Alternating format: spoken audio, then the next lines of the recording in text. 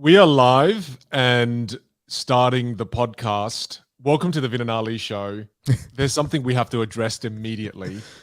The title of this book requires us to swear. Now, we have to make the choice right at the start, Ali. Do we swear or do we replace that word with another word so that we can say it freely? Because I know there are some young people who listen to us and I don't want to be a bad influence, etc. What do you reckon we should do? We're kind of making this decision live on this podcast. This definitely could have been something that we discussed prior to going live. I do like that we're doing that right now. I didn't want to. I want to do it right now. Well, it's a great exercise. Like, what do we replace that word with? What came to your mind? I was thinking, well, my son's really into animals. You know, Xander loves animals. And I thought the classic go-to could be duck. All right, done. Do you reckon we just do that? Just keep it kind of PG, keep it friendly? Let's go duck. We generally keep it pretty clean, so why not? All right. Well, welcome to the Vin and Ali show, everyone, once again, as we begin properly. The book we're reviewing this week is called The Subtle Art of Not Giving a Duck. I bet you I'm going to say it wrong and actually swear at some point. So again, The Subtle Art of Not Giving a Duck is written by Mark Manson. And just quickly from the top, I'd love your point of view in a second. But for me, reading this book was fun. There was some, I don't know what it was, but there was something fun about reading a book with a lot of swear words in it. It's like, oh, it's so naughty. It's like things you're not allowed to do. And he's just swearing all throughout the book. And it's just, I found it humorous. I laughed at many points, which I really do for books.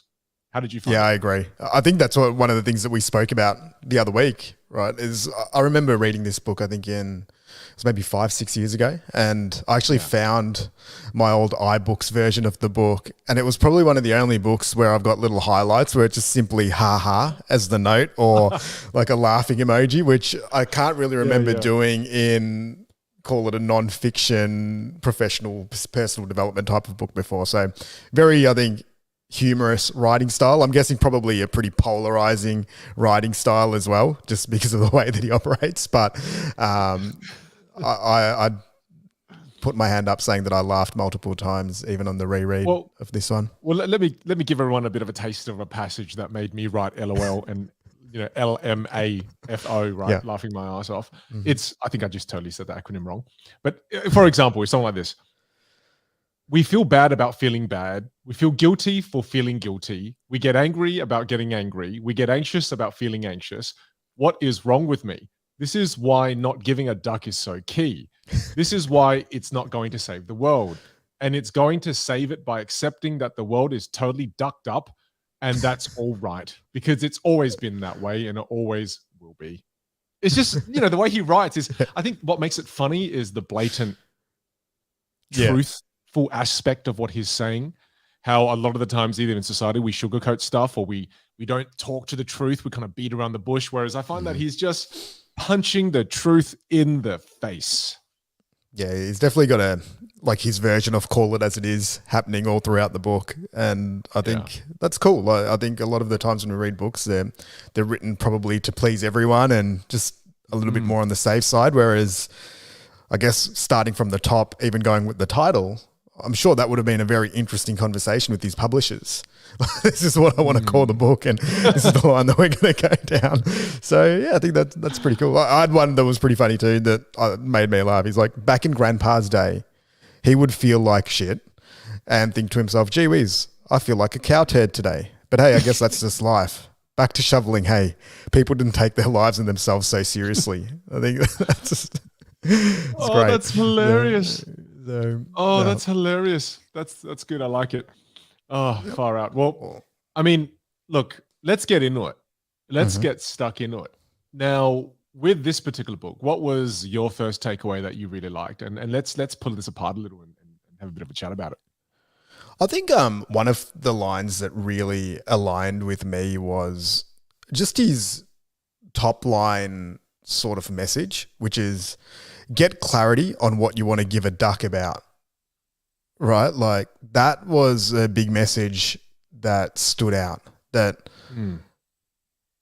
in life, like a lot of times we end up giving a duck about a lot of things and we don't really maybe think about it, with too much depth.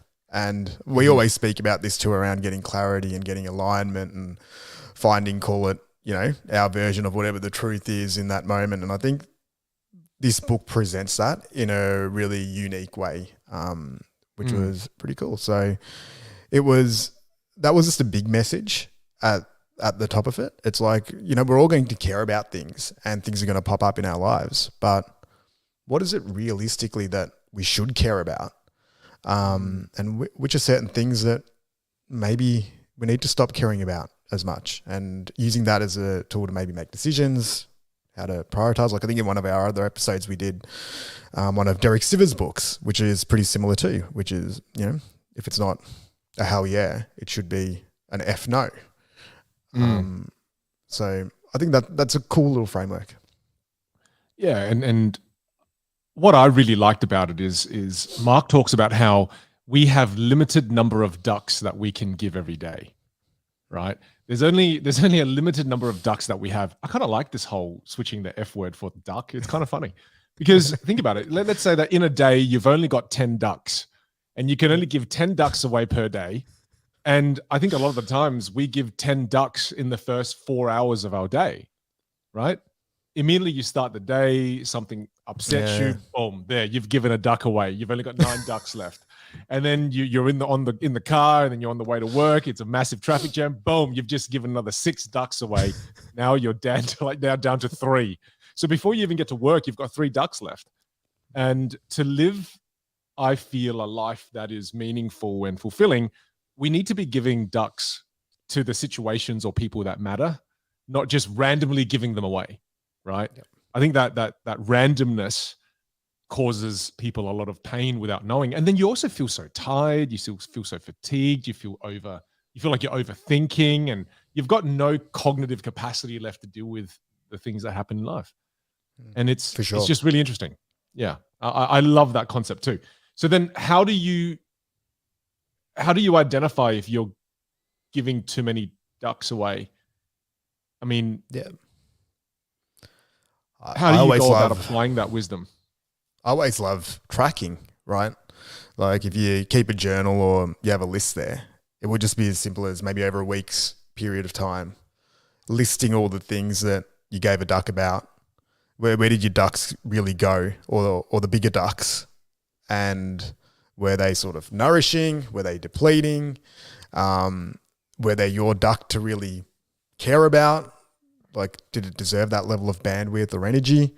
And then are there any adjustments that you can make in the way that you operate? Because I think there's usually a couple of different types of things that we care about too, right? Like some are reactive that just get put on our plate. There might not necessarily be the ducks that we want, but they're just given to us and we have to sort of deal with those. And then there's others where they're proactive and we get to choose what they are. So how do you make those a little bit more impactful? And I think it's just probably a bit of an iteration process.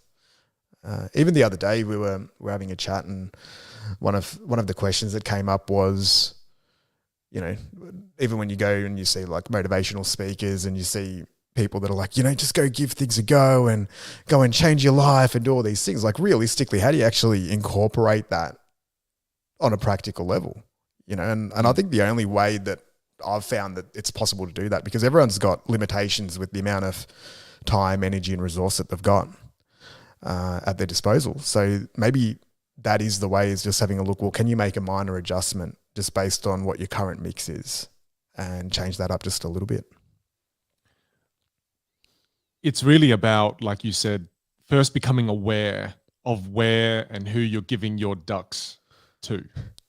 Where are you sending them? Where are you giving them?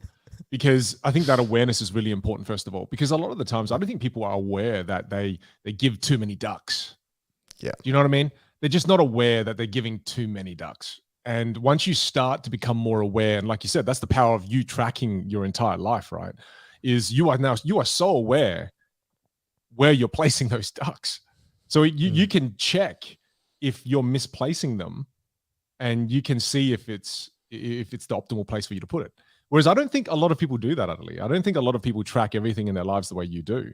So I think for everyone listening, it's important for them to go back to self-awareness. You have to, first of all, kind of look at your life, recalibrate and go, well, where am I placing all the focus? right? And then what I love about the book too is it talks about how if something is pissing you off, then that means it's also in conflict with one of your biggest values. That's why it's pissing you off. The emotion of being angry and upset comes from a conflict with one of our core values.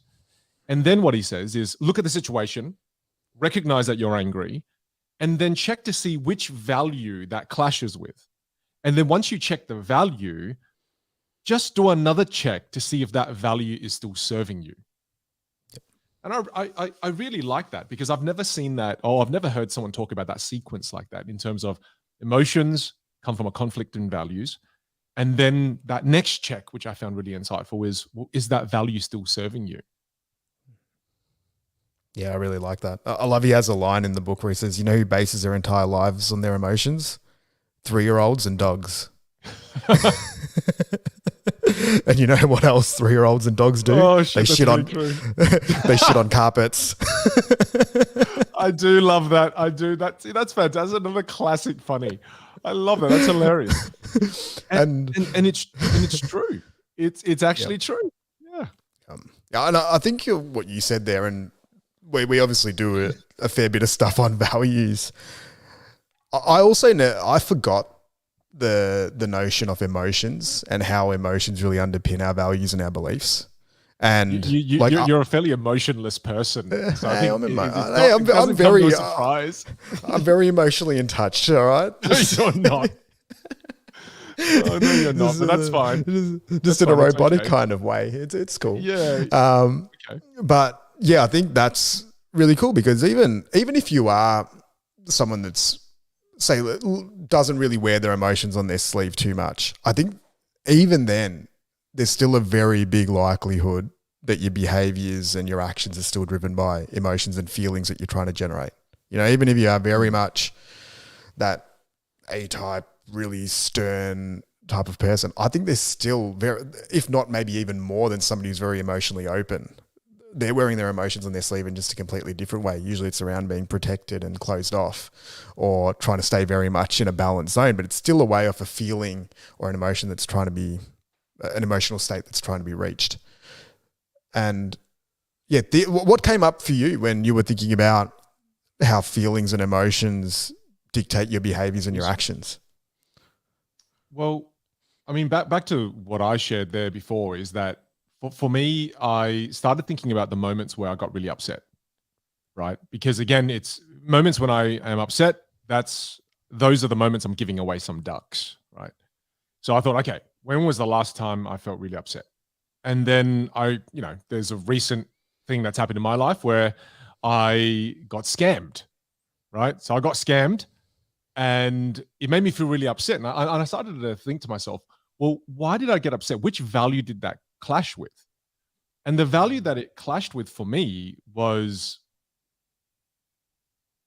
life should be fair, right? Or it's really about, I guess, justice. There should be some justice in the world. People shouldn't just be able to scam you, right? And I thought, okay, well, is that value still serving me? And then when I worked through the process, I kind of went, yeah, well, that value does still serve me. Because if I hold that value high, it means that when I do business and when I'm in business dealings, I'm not going to scam other people. I'm going to find the way that's fair. I'm going to find a path that's win-win. And therefore, me getting upset over that wasn't necessarily a negative thing because it's a value that's still serving me. Whereas, for example, if I wanted to go out and buy a Lamborghini, for example, and then I checked, let's say, for example, I really gave 3 ducks because I really want this Lamborghini. Let's say, for example, I check which value that is. And that's a cheap Lambo, just 3 ducks. That's good. 3 ducks, yeah. Well, no, maybe $500,000 ducks. That's probably the right, because it's Australian, there's a luxury tax. So $500,000. So, gosh, what are you, a billionaire, Vin? No. Yeah. Everyone gets a Lambo at that price. Yeah, dude, I'd buy, if it costs 3 ducks, I'd get every single person in my social circle one. Right? So every single person. Yeah, I would get one for every single one of our I would get one for every single one of our podcast listeners if it was 3 ducks. Dude, it'd be the Oprah Winfrey version of you get a Lambo, you get a Lambo, you get yeah. There's only Because three ducks listening to this, so it's fine. No, that's 9, dude. Come on, you can't even do basic math. If we've got 3 listeners to the podcast, that's only 9 ducks I have to give, and technically, great marketing campaign because everyone on the Vinh and Ali show got a Lambo. That's true. That's true. Well, back to what I was saying. So I looked at that. Okay, so that's a situation where I'd give 500,000 ducks, right? So say you really wanted this thing, and then the value that's causing me to give so many ducks in that situation is probably the value of me wanting to appear successful. I feel inadequate. Like I want to look successful. I care about status, and I'm playing the status game. And then in that sense, when you review it, you go, well, does it serve me playing the status game? Well, not really, because we learned this from the last book we read, our last episode of the podcast, which was The Psychology of Money, is when people see you in a cool car, you're sitting in the car thinking, wow, everyone thinks I'm so cool. Look at them dropping their jaws at me. No, Ali. They're not dropping their jaws at you. They're just thinking, wow, that car's really cool. That car's really cool. But the guy sitting in it, what a loser. Look at him. Just look at him with his unshaved face and his circular head. You have a great. They don't shape. Automatically like you, do they? No. Well, no. And then but then taking that thought process through that simple little path of going, where's the emotion arising? Is it negative? Okay. Are too many ducks being given? Okay, cool. Which value does that relate to? Okay, cool. Does that value serve me? It just allows a thinking path or just a path to think through that allows you to really decide, well, am I going to keep this value or am I going to update the value? Because if then you change the value, then you don't give any more ducks, right? You don't care anymore. And I think the classic example they used in the book that Mark talked about was, I can't remember his name. He's the Beatles guy that got kicked out. What was his name? Well, that guy. Right? There was a band member in the Beatles that got kicked out, and then the Beatles became wildly successful. And then he sat there the entire time feeling really shitty about himself. And then he had to go through this process to go, well, what value does this, why am I feeling so shitty? I'm giving so many ducks about this situation. What value is it? Oh, it's because I value fame. I value fortune. And then he changed his values and said, those don't serve me anymore. Instead, I value being there with my kids. I'm being there with my family. I value now creating memorable moments with my family. And then when he shifted his value, he was able to minimize the pain that he felt. And I really love that. It's just a nice little simple framework it's almost like a quick audit for you. Yeah, it's a great check. I think even for decision making, like if you, and it takes even we've found this when we've done this process with others. Values is always one of the hardest things to get clarity on. And it's also one of the hardest things to think about. When somebody asks you, why do you do something? Or what value of yours, there's so many books where they say if you really want to get to the depth of something, you ask why 5 times. Now, I've read that 50 times in different books. Do you know how hard it is to actually do in practice to get to that level of depth? Because your brain automatically just wants to make the decision on the surface level. It doesn't want to go down through. Hey, let's give it a go. Depth. All right. Let's give it a go. All right, let's give it a go. Let's try. Okay. I'll ask you. We'll use your example. Of course, you're asking me. Yeah, I love this, Ali. I always start the show. I always close it out. When there's an example, just throw it to Vinh. I see where this is going. I'm giving too many ducks in this situation. Maybe I should check my values. This is your duck giving time. Yeah, thanks, Ali. All right.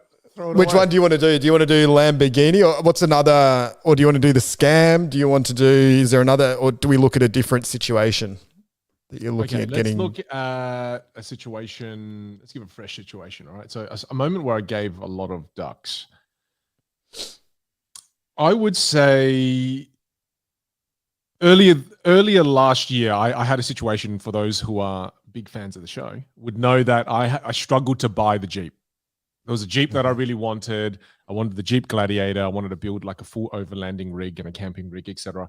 And it took me forever to make that decision, at least 6-7 months. And like for 6-7 months, I was giving ducks every day. It's like, oh, should I do it? Should I not do it? I'm paying. Yeah. So let's use that. Awesome. Beautiful. So let's start it with, so why did you want the Jeep? You're right. It is hard. Damn it, stumped first question. I got really scared when I asked you why did you want the Jeep, because then I'm like, am I just going to keep asking him why did he want the Jeep over and over again until you start crying? I'm going to end up selling the Jeep now because, spoiler alert, I bought it. But okay, all right. So why did I want the Jeep? Because I wanted to have a car that would help me explore a different side of who I am. Awesome. So that's one. And I think you've even gone probably a level deeper. Like, say if you hadn't already gone through this process, it might have been okay. Jeeps are cool. I want a new car, right? Like, so there's a variety of it. So say if you start at that surface level. So again, you wanted to. So what did you just say then? You wanted to explore a different side of who you were? Yeah, that's right. Awesome. I wanted to buy a car that I wouldn't usually be drawn to. It's like, awesome. When you're trying to create those new neural pathways in your brain, you have to do something that's not typical, something that's not almost predictable, right? Awesome. Yep. So why did you want a car that was a little bit different and would let you explore a different part of yourself? Because I wanted to introduce a little more fun back into my life. I feel like everything in my life became too predictable. The predictable car for me to get was maybe going to be another sports car or something, right? Mm-hmm. I wanted to get something that was kind of out of left field. Yep. Right. Again, it was just, I wanted to try a new experience instead of trying the same experience over and over and over again. Yep. And why do you think you wanted more fun in your life? Because I wanted to involve my family, right? Because my business is only fun for me. I want, my business is a vehicle for me to have fun, but I guess I wanted another vehicle. And I guess this is literally another vehicle. I wanted another vehicle where my family could be a part of this experience and we could share that fun. Yep. And why did you want something unique? Or something that felt a little bit different? Unique? Well, I think the correct question is, why did I want to share fun with my family? That was going to be the next one, but you had two parts in the last one. All right. I'll answer yours then. All right. I'm going to ask questions. I'll let you lead this show. Why did I want something unique? Because I felt like my life was getting I felt like it was a bit boring. Yeah. Cool. So that makes sense. So that ties in with fun. And then why did you want to do something a little bit different, like a different experience with your family? Because I felt like even in the way we were connecting, it was through repetitive experiences. And I wanted to throw something new into the mix so that we could explore, or so that we could potentially have. The reason I wanted that with my family is that I wanted to explore the opportunity of sharing a hobby or a passion together. And that was camping. Awesome. Cool. Yeah. Like, I think what we did 4 questions there, maybe 5 questions. And even that just as a cool exercise of seeing how you color that picture in around what some of the underlying values were that were driving that. Because I remember when you were going through this process, I think you really did start with the fact that am I just buying a car for the sake of buying a car? That's right. Because you're right. And that first layer was, it looks cool. Right? Yeah, it looks cool. I just want a Jeep. I want something different. I'm a bit bored, right? Like you touched on those things and maybe they are some of, the initial more surface level things that drew you to that decision. But then I remember even when you went through that process, it didn't take long for you to get down to the point that you wanted to be out in nature. You wanted to spend more time with your family. You wanted a little bit of variety. You wanted to connect it with a passion and a hobby. Then you found, I think, other values that linked to it. And I think it made that purchase decision, even, I'm trying to think back, it was a while ago, that then made it a little bit easier, right? So I think, I don't know if we were that clear on that, but it's more that when you are weighing up decisions, and you're trying to make choices or you're trying to allocate ducks that you're going to give. This type of process, whether you do it with a friend or by yourself or you write it out, it can just help you with confirming whether that's a pathway that you want to prioritize or not. And like you said with the other one, maybe with the sports car or whatever else, it's like that just might not, the reason why you might have gone against that one in the short term is that it's maybe at the moment just not hitting as many of those points for you. But that can also change as well. Like you might find a community of Lambo drivers that you want to connect with and then go out there driving Lambos, and it can change as well, which is pretty cool. And what I want to say is I think there's also a layer of sometimes you do the 5 whys and you don't get past the 3rd layer because there isn't one. Yeah. Right. And that might be a good test, because if you can't even get past layer 2 or 3, you've got to really question that decision, right? Because let's say, for example, all right, let's say I wanted to do something crazy and I wanted to buy a Lamborghini. And the first layer is, because, oh man, the car looks cool. Second reason, because then people, when I drive around, people probably feel like, wow, that person's so successful, which is, we know is not really true. People just think you're a bit of a wanker, or they just like your car and don't like you. And then let's say I say, okay, so then I'll get the respect of others, for example. And then if you keep pushing me on it, I don't know what else to say. Like I actually don't know what else to say. Right. I just had a look at, I accidentally just saw the comments on the side there, and I think we might be having technical difficulties. Those technical difficulties are only for the live session. Our recording is fine. All right, beautiful. Cool. Yeah. We will share it after. Awesome. Cool. Yeah. Continue, my friend.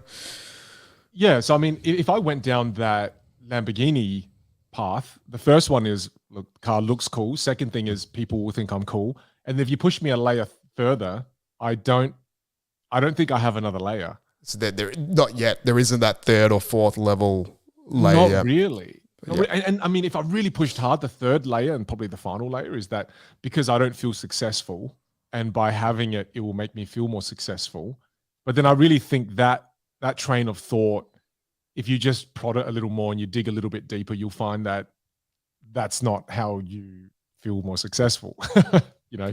And so it's sometimes in life, you might only need 1 or 2 layers, right? Like there's certain things that we do on a day-to-day basis where it only needs layer 1. You know, I don't need to know the why of why I need to go grab a glass of water or go to the toilet. Like that's pretty much locked in. Layer 1. So then it's layer 1 stuff. And then there's certain things that might need layer 3. There's certain things that might need layer 5, just depending on. That's a really good point though, because then it's important then to recognize that the decisions you're currently making, is it layer 1 approval, layer 2, layer 3, layer 4, layer 5? What we're talking about here are the real big life decisions, right? And yeah, I guess the bigger the decision, the bigger the impact, the deeper you better be able to go in terms of the 5 whys. Yeah, for sure. Cool chat. And I think, really like it. I love what you just said there, because that's the point where I think where we find conflict is sometimes we make something that's going to cost us a level 5 equivalent of time, energy, and resources, but we only give it layer 2 level of thinking. And then we feel that discomfort in the mismatch, because we're like, okay, this is actually a level 5 decision, but I've just impulsively jumped into it with level 2 approach. Right. And then as it starts playing out, it just isn't thought out well enough. And then you feel like you're kind of sinking in that decision, or it hasn't really hit your needs or what you expected from it enough. And then sometimes maybe we do level 5 types of thinking. We overthink things that really didn't require it. And it was only just a quick decision. It's like, look, this is really a level 2 decision. I just had to make a call and then move forward on it. Some of my students who are in the communication world and want to make videos for social media go down to level 5 thinking for a video that's going to last 30 seconds on their stories on Instagram. That's only going to last 24 hours. Yeah. That 50 people are going to see or something. Yeah, exactly. And I think we overthink. And then that's funny. I think that's a trap that we tend to fall for. Now, that trap is dangerous because it stops you from starting, right? To overthink simple decisions stops you from starting. But then to underthink important decisions puts you into a hole that sometimes takes a long time to dig yourself out of. It's like I have friends, people I know who've invested in certain things, and cryptocurrency, and then didn't think about it enough, didn't learn about it enough, and then sunk a lot of money into it and lost a lot of money. And that required level 5 thinking, right? That required you to really spend time. And so I think that's a really interesting point. It's just having that self-awareness to identify, okay, the situation in front of me, how deep do I need to go with the thinking for this decision? Yep. And immediately just having the awareness right in that moment to go, okay, this is level 3, this is level 5, this is level 1. I think even that simple little takeaway alone is going to help you move through life with a little more grace and a little more wisdom. Yeah, for sure. I think that's a really cool insight that I've never really looked at when we've spoken about these things before. That's cool. Yep. I like the it. The next one that I like, or you go. No, go for it, bro. Me or you? Seems like you got one there already. I love this, where he talks about disappointment panda. Do you remember that bit in the book? Read the passage out. Is there a passage you have in front of you? Because if you do, read it. I don't have the full passage, but what I've got here is don't hope for a life without problems. Hope for a life of good problems. You know, and this is what like happiness really is about. It's about, you know, what is the quality of the problems that you solve. Now, I don't know if you can remember what the whole disappointment panda component was, but it was something along the lines of what, like what I remember of Disappointment Panda, I definitely remember laughing while reading it. It's that Disappointment Panda is a character he created that comes and gives you the reality slap, right? Comes along and goes, hey, look, you're not really special. You're not that unique. You're not as great as you think you are. You are going to suffer through your entire life because life is all about suffering. It's mostly going to be shit. And you're most likely not going to do anything that's going to have that much impact in the world. And you'll probably leave no legacy. Just letting you know, Disappointment Panda. That's my rendition of Disappointment Panda as he walks away waddling his boss of eating bamboo. Just really happy with himself. Yeah, that's brilliant. Mm-hmm. And I think that we all have that version of that inner voice that exists in some way, shape, or form, right? They're just telling us that. Mine sounded really, really eloquent, and it seems like it's a big problem in our life, doesn't it? It was so well delivered. That I know. I hear that quote every day. Your primary internal dialogue is Disappointment Panda. The way I delivered that was way too smooth, man. There was no thinking time. It was as if it's a soundtrack. It was like I was reciting my favorite song. That's hilarious. Yeah, I killed Disappointment Panda like 15 years ago. That's enough of you, buddy. We don't need your negativity in here. We've got enough going on. That's hilarious. But I love that notion though of, I think a lot of the times we're like, if I just do this, this, and this, I won't have any problems. And then I will have that feeling of peace or freedom. Whereas what you said before as well, that life is largely a series of situations and problems and decisions, and it doesn't really stop. You know, it just depends on, can you keep improving the quality of what those types of problems are that align with who you are? And I thought that was pretty cool concept. Yeah. Well, pause for a second. That what you mean by life is just a series of problems is, I think what Mark mentions in the book is, he says, all right, you solve one problem, but the solution for one problem opens up more problems, right? So, for example, you buy your dream house, and you're like, "Yay, I'm in my dream house." Well, now you've got the next set of problems you have to face. You got to pay the mortgage. You got the next set of problems you got to face. Well, now do I use more of my savings to furnish it the way I want? Oh, should I get a bigger TV? Oh, should I renovate the kitchen? Oh, there's something wrong with that. Yeah, that's right. Should I render the walls? Should I do the yada yada yada yada yada? So the recognition of the realization that the solution to one problem just opens you up to a new series of problems. And then those new series of problems, as you solve those, open you up again to a new series of problems. And the idea I think Mark's trying to share there behind all of that is, well, just make sure you pick good problems. Yeah. Because if you solve a good problem, well, then hopefully that solution to the good problem leads you to better problems, right? Otherwise, if you start solving bad problems, then you'll have more or worse problems to solve, and then it just kind of is a spiral towards hell. And I think we all feel it too, right? Like when there's problems that don't really energize us or really bring us down, a lot of the times we have that internal feeling where there is a little bit of conflict, right? Like they make us feel overwhelmed, or they drain us of energy, or they keep running through our minds all the time. And a lot of the times those problems, you know, like if we think about it, the quality of those problems maybe aren't at the level that we want them to, where they feel more like an obligation or a weight.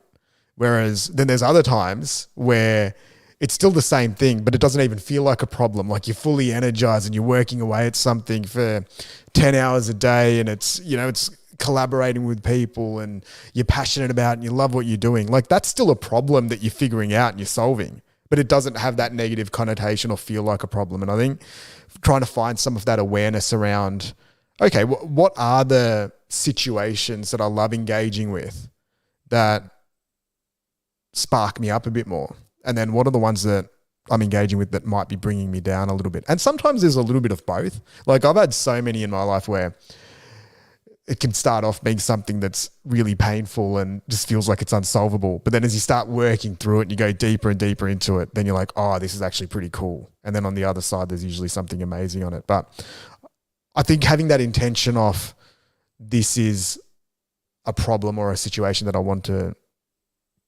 focus on. That is one of. Well, can I ask you to share an example with specifics, if you're comfortable? You cannot. Because you know, because every time you share an example, it's like, so my example is, you know, there was a moment when I felt, you know, there was a problem, and then that moment was really impactful, and then I solved it, and it felt really good. You know, I'm sure. Give me some details, brother.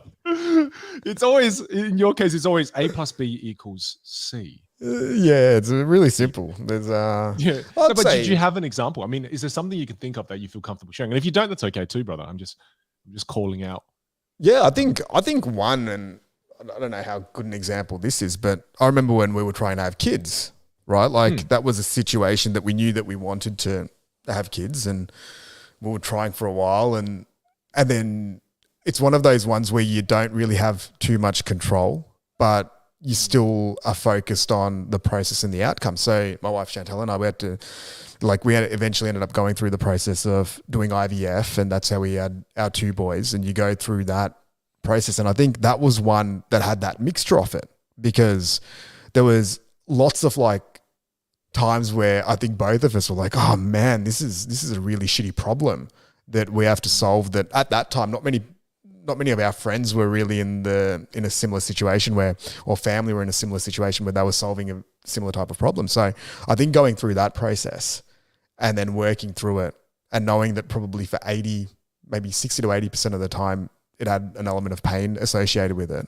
But then when it did work and it switched around and we started sort of proceeding through that journey, I was like, oh wow, like that was actually amazing going through that process. And then, you know, like even the admiration of watching Chantel sort of go through that process as well and work through it. I think it was one that just shifted, you know, the perspective on it. And then obviously, luckily enough, ended up with our first child, Marcel, and then it sort of shifts over, you know, and it's like, oh wow, it starts into a whole different set of, in quotation marks, problems, right? Because now you've gone from trying to conceive and having a kid to now raising one and figuring that out. So another evolution of it, but I think kids are always a pretty good one. There's probably a few that exist even in the business world. I think the business world's great for it. And just something that I've learned over the last 8 years at different parts of the journey, where you always hit a plateau point and you try a certain series of moves and actions, and you've got, you know, your team that are working on certain sort of projects, call it, and we've had it at multiple times. Like I remember we started off, like my business Future Golf, we started off as Gen Y Golf. In the first 4 years, we were based in one state, and we just got trapped at this sort of number where we couldn't break that in terms of members. It was maybe like 600-700 members from memory, something like that. And it felt so unsolvable at the time. You know, there was moments there where there was 3-4 of us sitting there at the pub, and we're just like, oh, we can't service these amount of members that we've got. We can't get any more members. We can't get any more partners. We don't know what to do. And then slowly we started working through the problem-solving approach for that.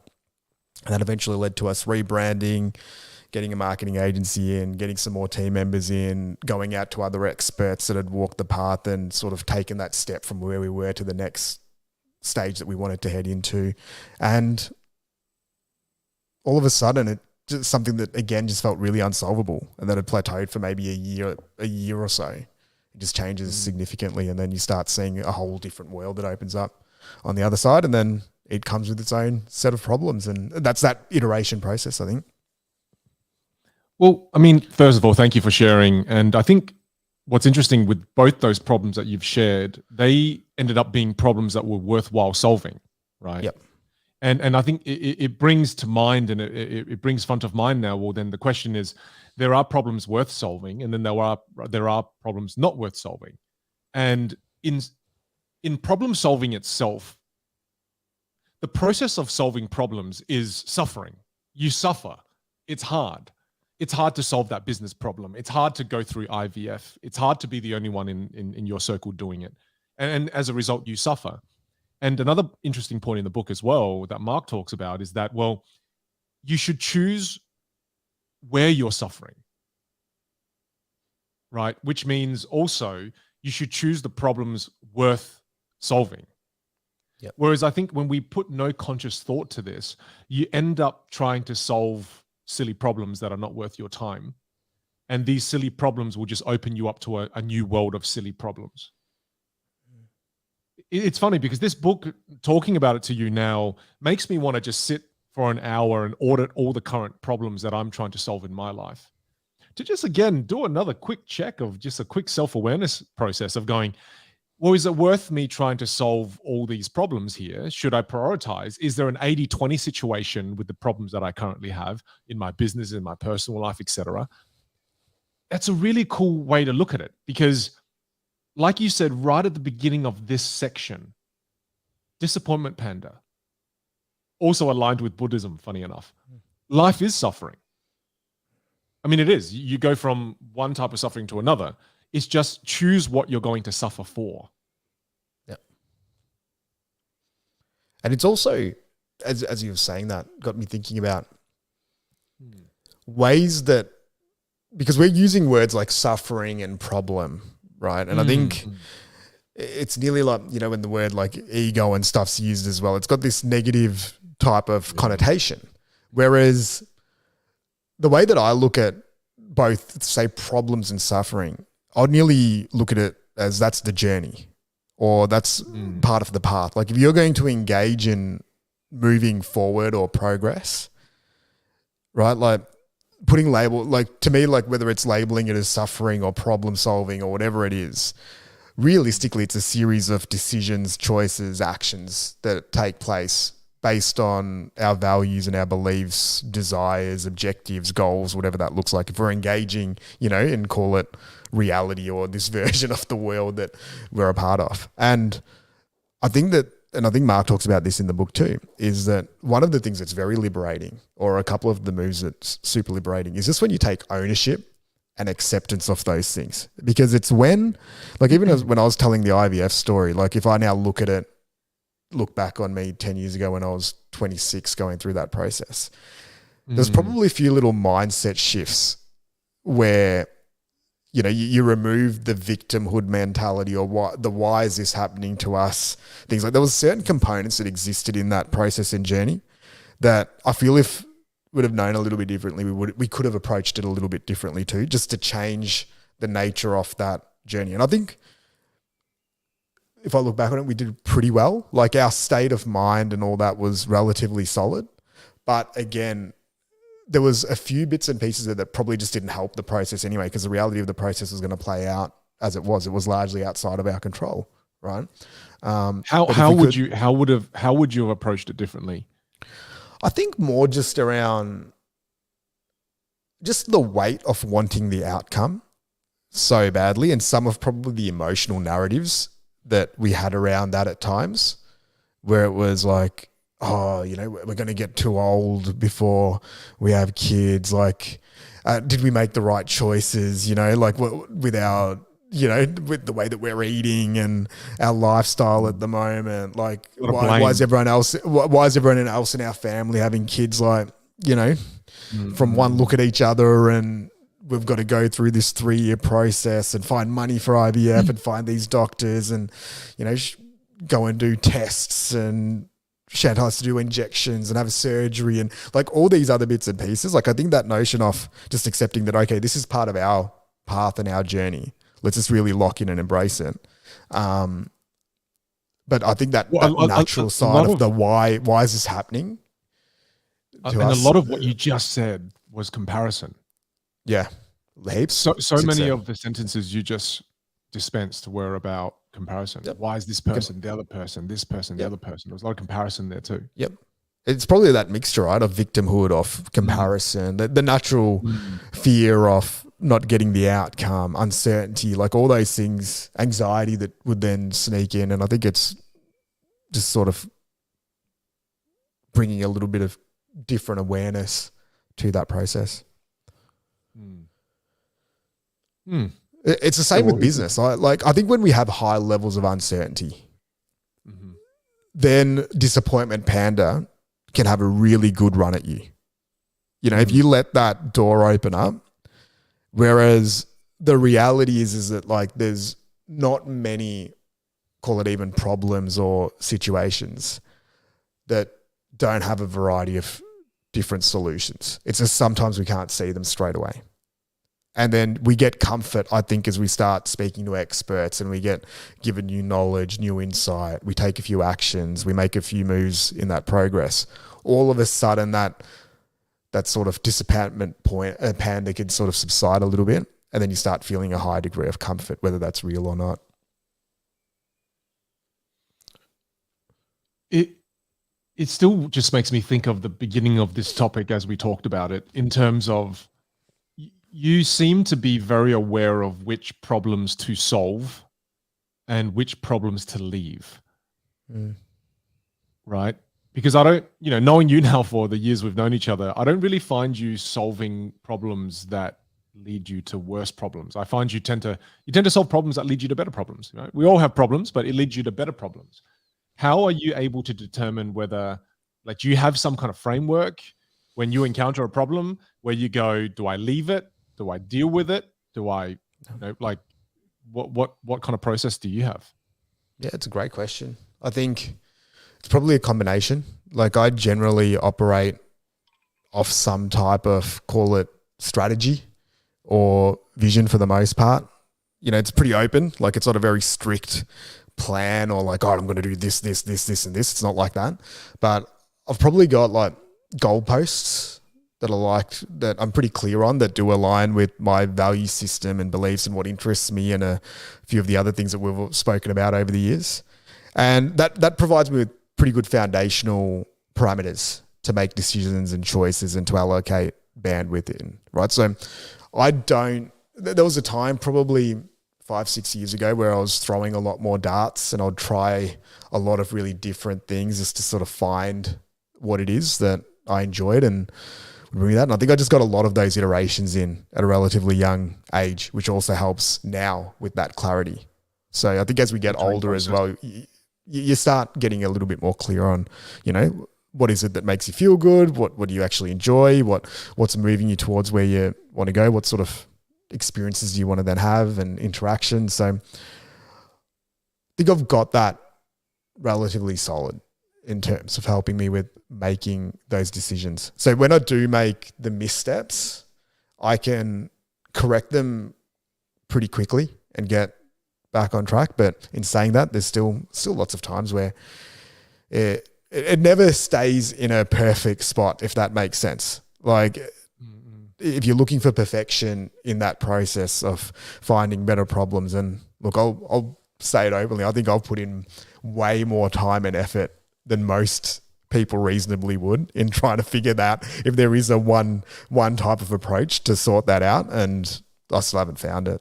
Like even now, I often just think, I'm like, is it, we always talk about, is there more freedom and peace? Like, in just being the Buddhist monk type of approach and letting go of all attachment to material things and your projects and the things that you attach your identity to? Or is it better to go all in on some of those things and create new worlds and experiences? Like, still always battling with those questions too.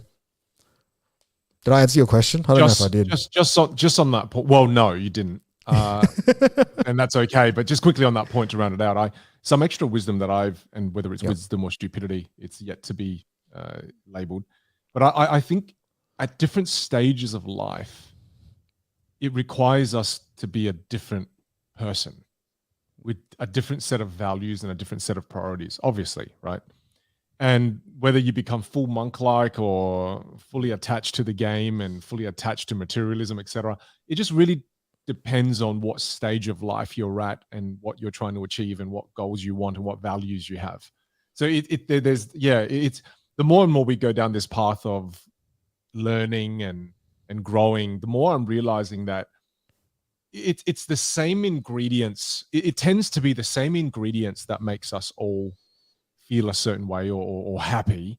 However, the recipe for all of us is going to be different. Yep. Right. It tends to be similar ingredients. And I think the mistake that sometimes we can make is that we think it's same ingredients and the same recipe.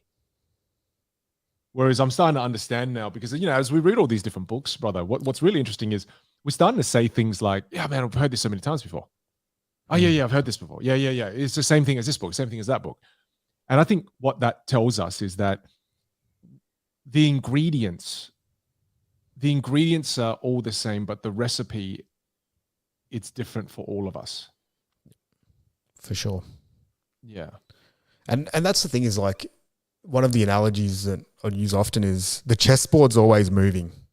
You know what I mean? Like, I think we always want like a really strict formula. You probably get it all the time. It's like, hey, Vin, give me the 5 steps to become a world-class keynote speaker, right? That's right. Now, that's great, but your mix of timing and opportunity and how early you started and the reps that you've already put in, like, it's all these things to actually get that outcome are going to be very different. Like, you can give people your 5-step process and it will be genuine and you'll share with them every bit of knowledge that you knew, but the world just might have changed a little bit and moved off that needle where that same formula won't work again. And I think, just as you were saying that, one of the things that I think I do a lot of, and even I know you now do a lot of, it's getting balcony level views of everything that's going on in the world that you can kind of control. I think that helps a lot. And what I mean by that is, when you think about how even businesses do strategy, they start with a vision.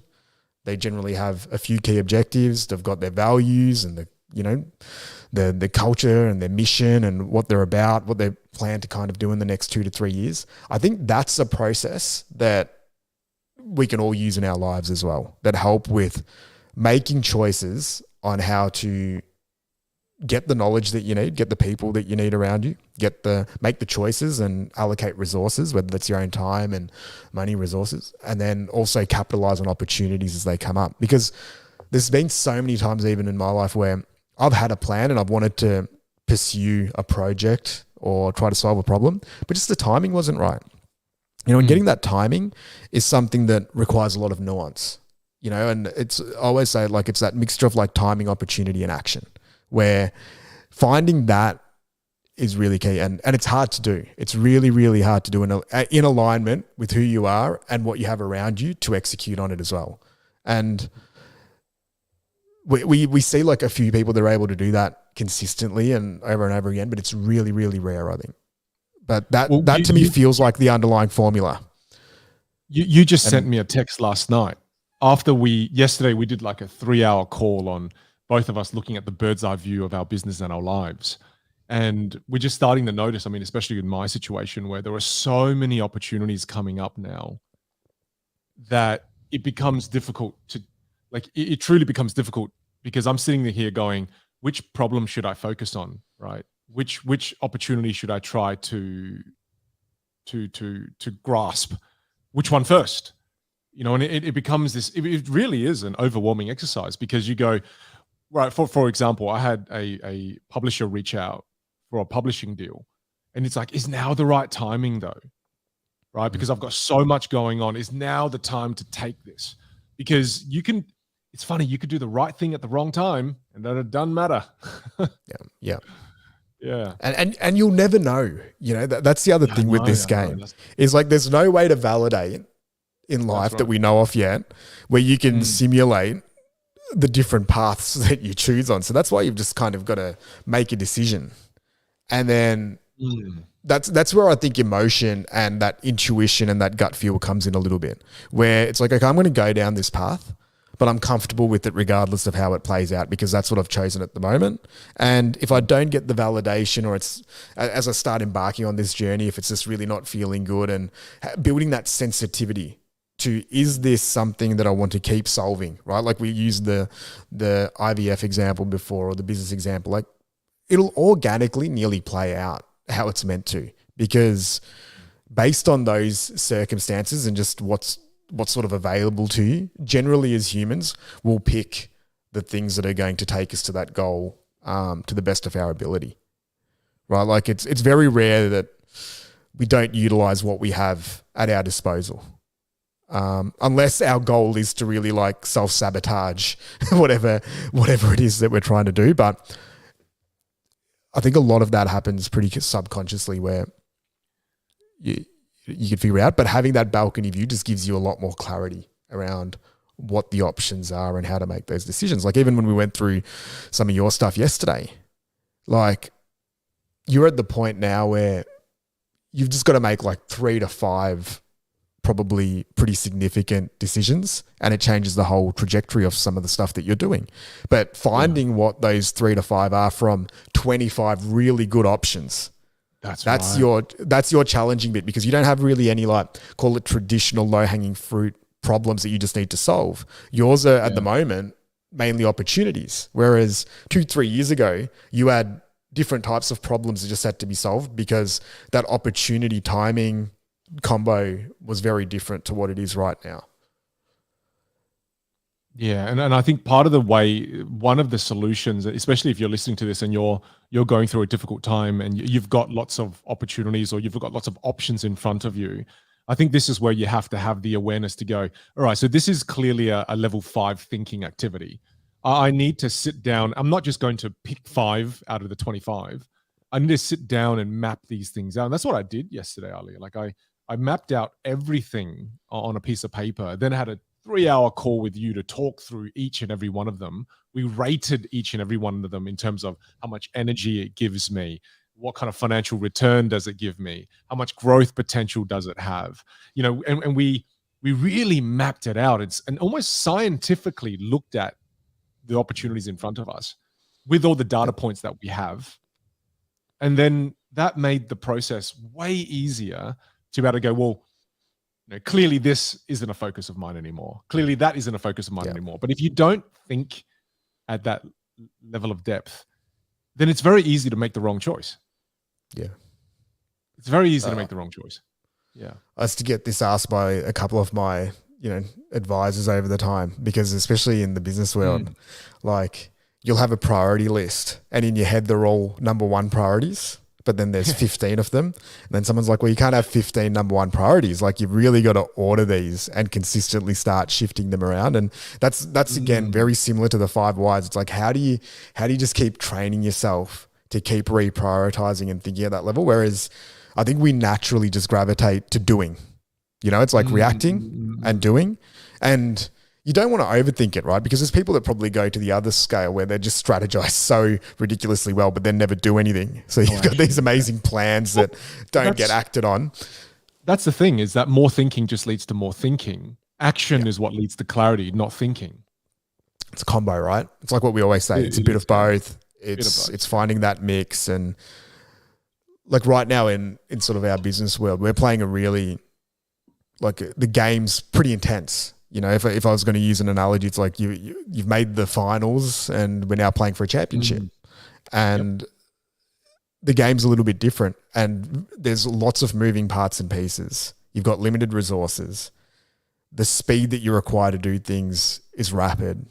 And then you have to connect all the dots You've got to get new insight. You've got to keep increasing the intelligence of what you're doing. You've got to then make sure everyone's sort of aligned and, heading in the same direction. So it's like this complex, like the thing that I just keep looking at the moment, and even we did this yesterday, it's like you've got little matrices, and there's dots everywhere. It's that continuous process of just connecting the dots, reprioritizing them, ticking things off, seeing, all right, now that this has happened, what does it look like? And then going again and just reiterating that process over and over again. And bringing it back to this book, I feel that everything we've said here, it's why this book is so important, and the message it shares and why it's important. It's because when you have no ducks left in your bag, you don't have the cognitive capacity to be able to think through these things with clarity, right? Because if you're giving ducks every moment of every day for silly things, then you no longer have the cognitive capacity and mental clarity to be able to push through and think deeply on these topics. You just don't, right? It's like how, you've just got to be super careful with how you spend your cognitive energy now. Yep. It's that mental drain. I mean, I speak to a lot of my friends often, and they say they just feel tired all the time. They're just always tired and always just feel depleted, and they don't feel rejuvenated. And I think a lot of the times it's because we're too busy solving problems that don't really matter to us, and we're giving ducks away for bloody anything. Yep. And I think it's that awareness. And I think just to move it on to the next point as well, it's not. I think the book title is a little bit misleading, in that it's the subtle art of not giving a duck, right? And it's not really about not caring about anything. It's really becoming really clear in your life about what you care about. Yep. And I think that's why we talk a lot, in our process, we call recalibrate, where we do it once a year with our good friends, and we also do it for others as well. But we talk about having clarity on what your values are. That is another way of saying, what do you give a duck about? Yep. Right? And I think having that has been more important than ever for me while going through the process of what I'm doing, because it's helping me weed things out, weed certain problems out, weed certain opportunities out, because now I'm choosing where I place my ducks. Yep, for sure. And I think just overall, like this book it helps with the self-awareness component a little bit. It gives you a different perspective on increasing that understanding of who you are and who you're about, which is pretty cool. And I think there's also a flip side to this and I remember speaking to, Dan, who's a big listener and, family to you, friend of mine. And he was also talking about the other side, from a psychological standpoint. Is some people, like, what do you then do if you have no ducks at the moment, or you have very limited ducks, because you can't even, you're not even at the point where there's any to give, right? And it's nearly working from the other way. And I think a lot of people are in this spot too, where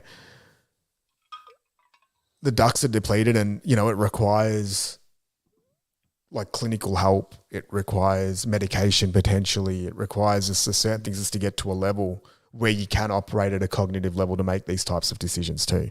So I think it's having that understanding too, us not being medical professionals, that sometimes when we're talking about these things, we're talking about it from a very different position based on what we're doing in our lives. But then there's also a flip side where if you're feeling like, shit, I've got no ducks at the moment, what can I do? I think it's looking at that professional help and trying to embed that into your that might be the action that's taken, or the problem that gets solved. It's how do I just increase the baseline level of ducks that I have to actually give.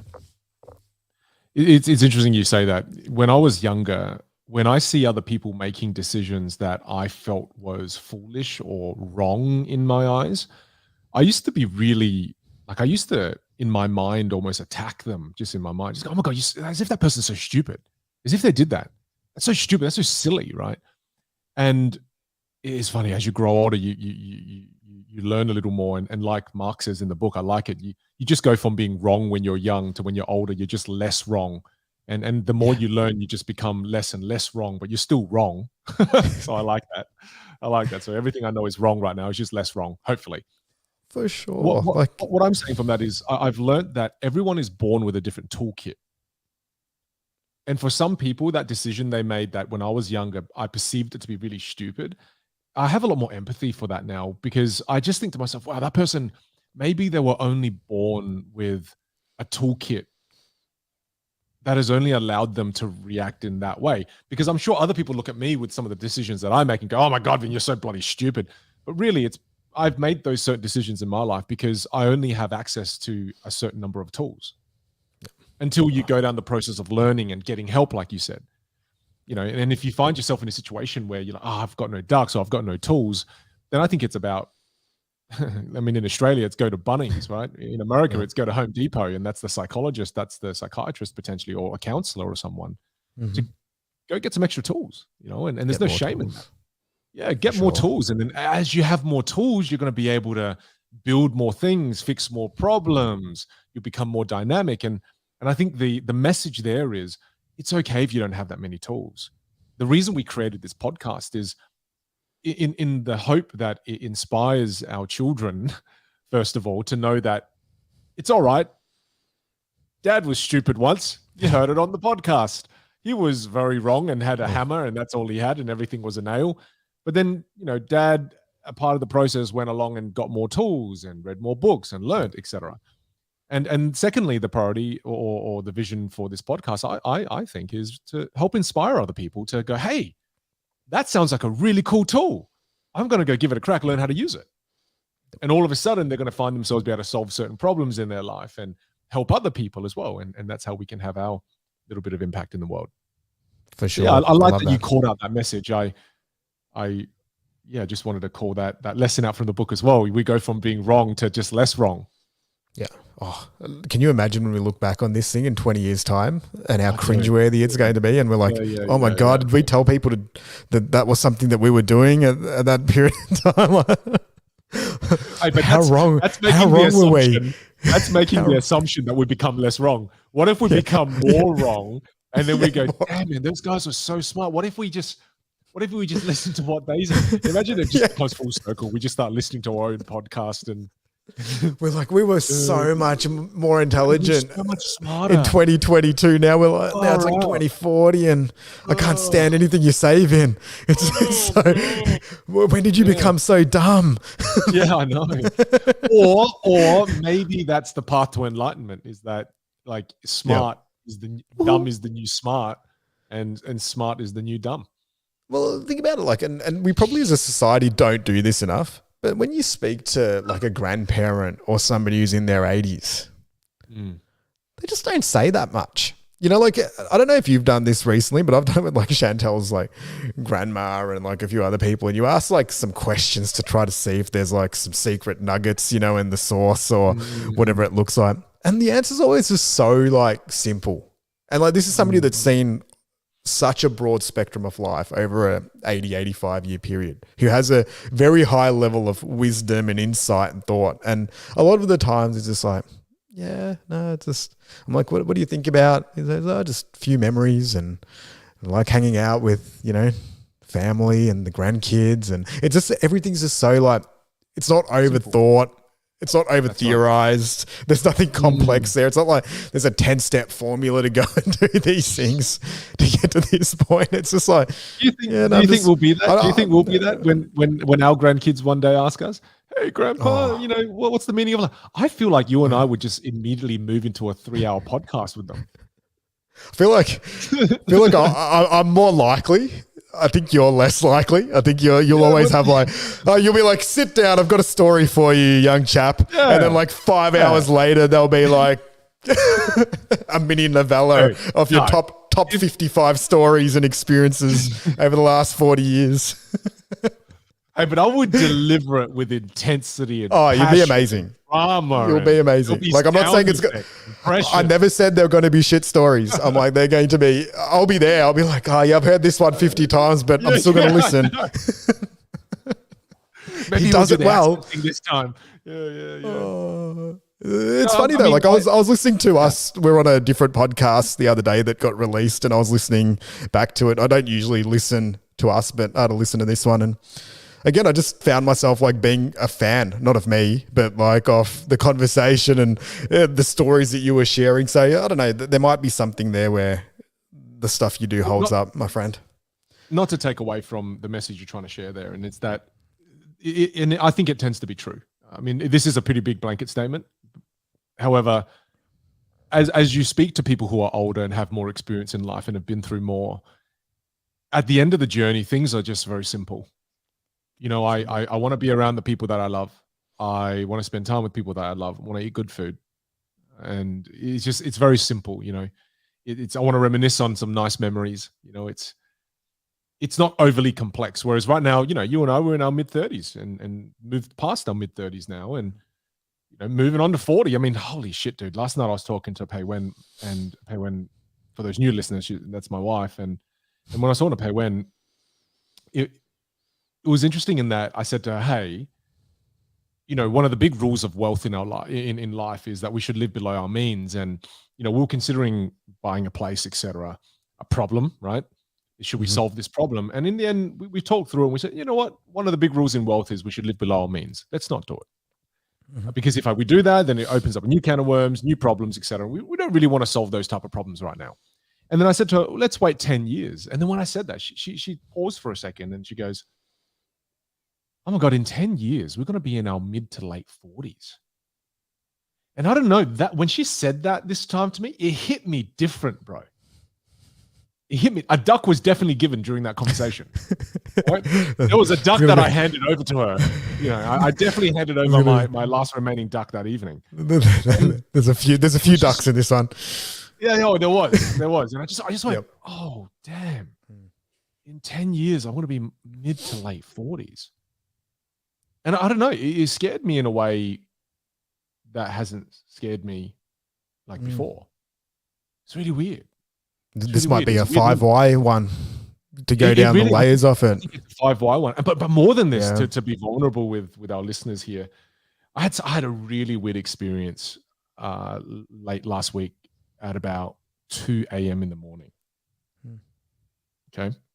So what happened was, woke up from my sleep and just jolted up and then went to the bathroom, number one. So I was taking a pee. And then while I was peeing, I was slowly blacking out. Yeah. Right? Okay. And that freaked me out because I'm like, oh God, I'm midstream. I think I'll pass out. And it took, like, I started while peeing, trying to take deep breaths, Wim Hofing and everything. But literally, my eyes were like, it was like I could see, but then it was like a dark thing that's slowly closing my eyesight. And this is the closest I've ever been to fainting in my life. I've never fainted before in my life. And I was like, I think I'm fainting. And then I do this little like wheezily call out to Pei Wen. Like I was trying to call out to Pei Wen, and it just sounded like this wimpish cry. Yeah. And she didn't wake up at all. And then I managed to finish peeing, quickly turn around, sit on the toilet, and I was okay. But that really freaked me out.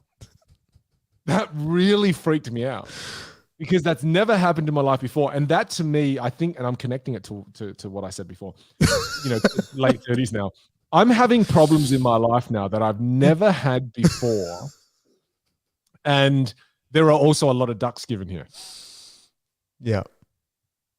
Yeah. Just thought I'd share that. So what did that like scare you about age or like your health or dying? Yeah, definitely, dude. And then immediately that day, that's why I canceled the podcast with you for that reason. And my wife and I also going through IVF as well. And then immediately ducks were given there, needed to solve the problem, got 5 tubes of blood taken from me. And now awaiting results, and then going to go check to see if anything's wrong. For example, hopefully this is a free scare, and you know, oh, nothing's wrong, Vin. This just this happens, and you know, maybe it's just pressure and flow or whatever. I don't know. I'm going to find out. But to me, it's like in life, every now and then we get little scares like this that come along that are important for us to give some ducks about. It's easy to ignore some of these. I think as men, I think women are a lot better than this than men. I think a lot of men, we go, it's fine. I probably just stopped too quickly or whatever. And we don't check these things that can, you know, so I brought it up because that's a situation that came out of the blue. and I decided to give this 20 ducks. Ooh, almost swore. So I gave it 20 ducks, and I'm doing a lot of stuff. I'm very proactive now, and I'm looking at what vitamins I'm deficient in. I'm checking my testosterone levels. I'm checking everything. I'm doing the full gamut, right? Mm-hmm. Because I don't think we get many free reminders in life. Yeah. I don't think they come often, right? Yep. So yeah, that's just a quick call out to the boys and the men out there who, a bit too macho, a bit too, I don't need to get that checked out. I just walk it off. Hey, if something's going on, get it checked out. Just give some ducks and go get it checked out, especially if you're, in your late 30s and moving into your 40s. And again, I think it's I don't know why I'm talking about that. Yeah, that's just a PSA. But I think it's really cool though that you had the awareness to not just brush that under the carpet. Because even as you were telling me that story, wanted to, though. I really like I'm wanted just to like, oh yeah, you just woke up, you're probably a bit lightheaded, and it's weird that you nearly passed out. That you really but this is more wanted like a funny. I'm like, this is more like a funny story until you started saying that. Oh yeah, then I actually went and I got like blood tests and got it checked out. I'm like, I wasn't really taking the seriousness of the health ramifications here because. I really wanted to just brush it off. I really wanted to, man, because I wanted to do the whole, I'm still young. It's nothing wrong. But then again, and the reason I'm bringing it up while we're talking about this book is that, again, there are things worth giving ducks for. For sure. Right. And there are some things you should overinvest and give more ducks than you think you should. So I think, again, it comes back to that assessment. It's such a powerful assessment to do, just to say you're going through a week. I mean, I love how you always make things pragmatic, and you've kind of embedded that behavior into me as well now. Every time I learn something new, I'm like, okay, how can I pragmatically apply it straight away? And it's that I reckon for the next week or so, I'm just going to really note in my journal, what are the key things I'm giving ducks about? And I'm just going to reassess, am I doing it effectively? Am I placing them in the right place? Are there places where I should be giving more ducks? Are there places where I should really be not giving any ducks at all? It's like that scammer in my life, right? It's like, should I be giving any ducks on that? About that? I mean, really? Should I? So again, it's really making me reflect a lot, which I think, it's a good thing. I love it. I think that's really cool. No, that's an awesome share. What else is on your notes there that you've taken? I think I've spoken to a few people about this one. This one really stood out for me, and it probably ties into what you said earlier in the episode about the Beatles guy who really just wanted fame. It's when you're going down this path, like most people generally just gravitate to the outcome, and I think one of the examples used there was, I think Mark shares the example where he's like, there was a 10, 15-year period where he wanted to be a musician. And he's like, but when he actually broke it down, what he also wanted was he just wanted the fame. He wanted a couple of like the outcomes that are associated with that. But when he broke it down, he didn't actually love the process of being a musician. Like he wasn't sitting want to solve there. The problem. He wasn't playing guitar 8 hours a day and, actually embedding into the process. So that got me just thinking a little bit more around when you're going back to problems that you need to solve. But what processes do you actually love? And this is a frame that I've never really looked at my actions with for a pretty long time. Like, okay, like we take actions on a daily basis and got strategies and plans and pretty refined and track a lot of things and review them. But really breaking it down to not only, okay, what problems do I need to solve, but what processes do I actually really love and am I good at executing on, right?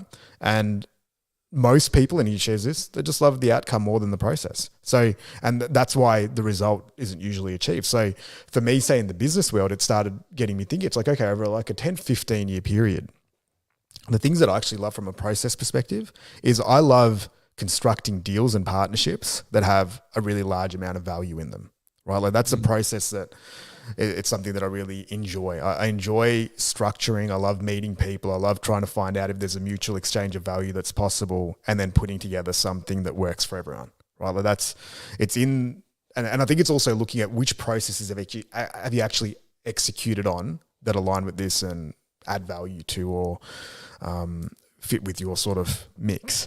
So that was one that I found. I think the other one that I found was just I love trying to extract knowledge whether it's from books or information sources or analyzing data or speaking to people, and then applying that knowledge in different ways.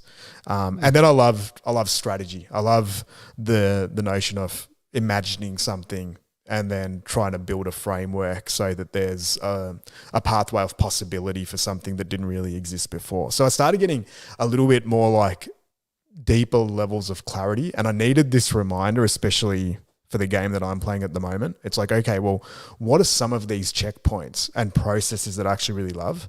And then what are some of the processes that I'm engaging with right now where I'm probably not really that suited from a process perspective? Like, one of the things that I'm really bad at is day-to-day management and maintenance. I'm horrible at that. I've always been really bad at it. Like, there's never been a time in my career where I could consistently do something for like 5 days straight and follow up and just, water that garden, call it as the metaphor. Like, I always need variety. I need something new, need something sort of progressing like that. So I started realizing that every time I have to dabble for a longer period of time into, call it more like operational type of management and follow up on things and stuff like that, I'm probably going to sell everyone a little bit short on that side. So it's trying to get that clarity and finding greater awareness into the processes rather than even just the actions or the problems or the strategy and a few of the values. It's like, okay, well, yeah, what does that look like?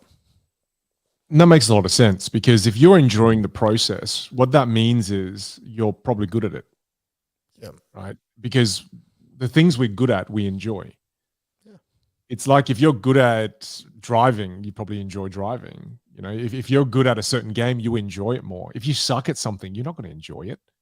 And I think there's a benefit in enjoying the process, because the benefit there is you do it better, and the people who reap the rewards from the process will benefit, right? And I think having awareness on that is really important. I think the big problem is for a lot of entrepreneurs, right? I mean, people who have a job, it's different, because your job may have 4 different responsibilities or maybe 5, right? But as an entrepreneur, you've got 20 different responsibilities. Especially if you're a solo entrepreneur, then far out, you're the head of marketing, you're the person who executes the marketing, you strategize the marketing, let alone you do the bookkeeping, you do the finances, you keep all the receipts. Like, you're doing everything. You're doing the delivery of the service, you're doing it all. And I think the danger in that is the more processes that you have in your life personally or professionally, the more aware you need to become slowly, gradually, of which process brings more enjoyment, and lean more towards those. Interesting. I'll tell you this. I met a magician years ago when I first started magic, and I was really inspired by him. A local guy, his name's Shahin. And Shahin would just perform incredible magic that just was beautiful and effortless. And I remember going up to him and asking him, dude, how many hours do you practice a day? And he'd say to me, oh, bro, I practice maybe 4 or 5 hours a day after school. I went, yeah, man, I do that too, but I can't do that. Right. And I go, like, what do you think it is that makes you so like amazing at the magic? And he goes, oh, and the kind of magic he was doing was sleight of hand. And he goes, oh, sleight of hand just kind of comes naturally or easy to me. And he didn't really know how to explain it. And then what's really interesting as well is I had someone at my workshop maybe 6 months ago ask me something similar, where he also runs workshops and he's a facilitator and he's a speaker. And he came up to me and he goes, dude, how do you facilitate at this level? Like, how are you able to craft these experiences? How often do you spend planning? And I go, oh man, when I'm active on it, maybe 6-7 hours a day. And he goes, I do more than that, but how come you're able to do it? And I go, oh, we kind of comes naturally. And then that's when I caught myself saying the same damn thing that I remember Shahin saying. And in that split second, in that moment, it made me really think. When we think about the processes that we're doing in our lives, if you lean into the processes that A, you are enjoying more, but B, that you're naturally kind of good at, if you lean into those a little harder than you are currently, I feel like that's the answer to achieving more in your life and having more impact. Yep. It's when we are leaning into the processes where we dread, you're not good at, it doesn't come naturally, nor does it come easily to you.